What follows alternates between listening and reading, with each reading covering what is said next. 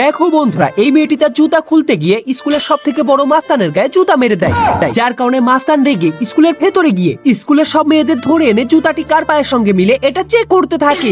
এজন্য এই মেয়েটি অনেক ভয় পেয়ে যায় এবং সে তার আরেকটি জুতাকেও খুলে ফেলে দেয়। এরপর মাস্তান মেয়েগুলোর পায়ের সঙ্গে জুতাটি মিলছে কিনা চেক করতে থাকে এবং এই প্রথম মেয়েটির পায়ে জুতাটি অনেক ঢিলা হয়, এজন্য মাস্তান এই প্রথম মেয়েটিকে ছেড়ে দেয়। এরপর এই দ্বিতীয় মেয়েটি জুতাটিকে তার পায়ের মধ্যে ঢোকানোর চেষ্টা করে, কিন্তু জুতাটি অনেক ছোট ছিল, এজন্য তার পায়ে ঢুকে না, এজন্য মাস্তান তাকেও ছেড়ে দেয়।